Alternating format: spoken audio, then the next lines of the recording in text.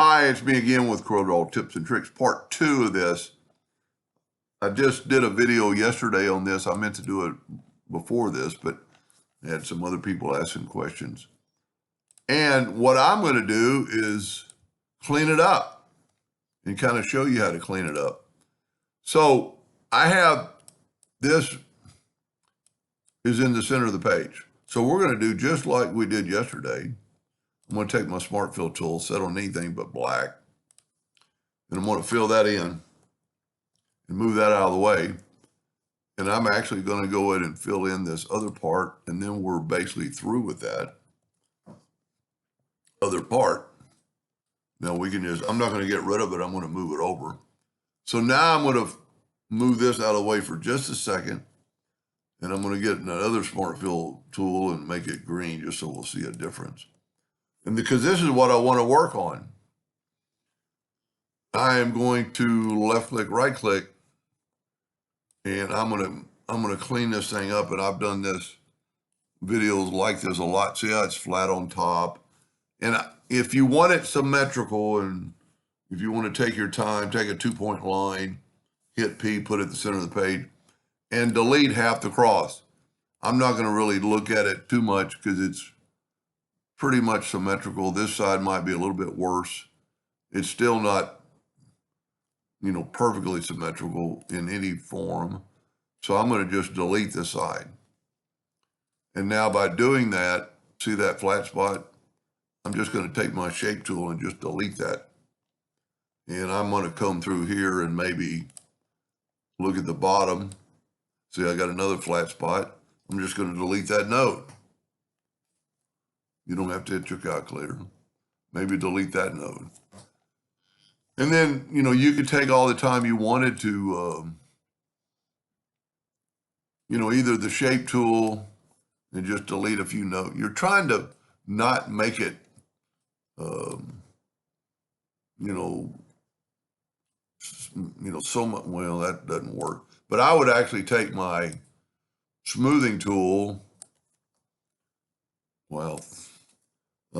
make it 1/4 of an inch, make it pretty small.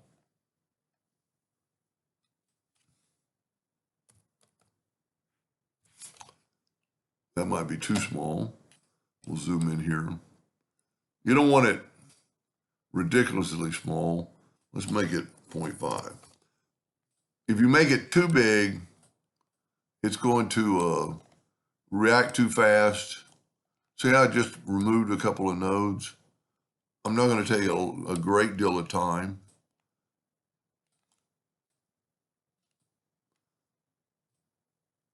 See, like right in there, I can see a lot of nodes. That's just the shape. I'm quite happy with it. Let me make it a little bit bigger for just a second.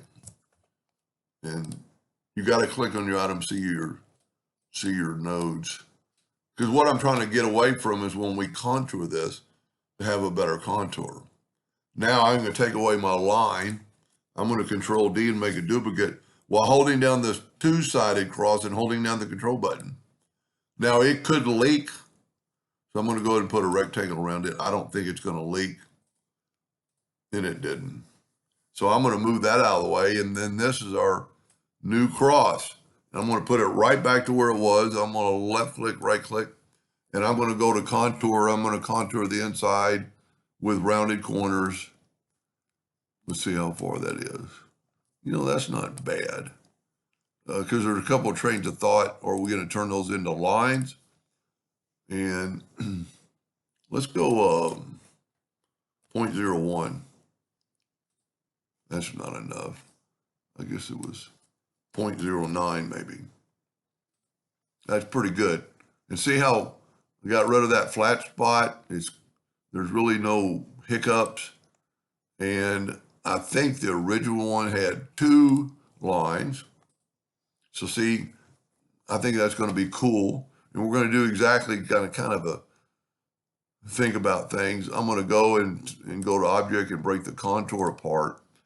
And then I can fill in, if I wanted to, with black. Fill that in with black. And if we wanted, I I don't think you want this filled in with black, I can't remember what we're doing. But when we take this line right here, you can see it's several outlines. Let's move that out of the way and just see what it said. Yeah. We need to go to object group and ungroup it because we just want that inner line. We don't need this line anymore. We're going to take that inner line. You can see it's red. We'll make it black and we'll make it like that or whatever you want. Now, when we do this, hit F12 on your keyboard and scale with object. That way, if you happen to make this cross bigger or smaller, that line will stay proportionate. Then, since we're still here, we're going to turn this black and move it right back to where it was. We're going to take our foliage. See, that's one advantage to having a rectangle. Now, if we look at these two crosses side by side, and the one I'm doing it for, I will send you this cross. I mean, see this? If you're engraving or even just printing that, that's going to show up. And now look at it in just a few easy steps. That's a pretty cool cross. I like it.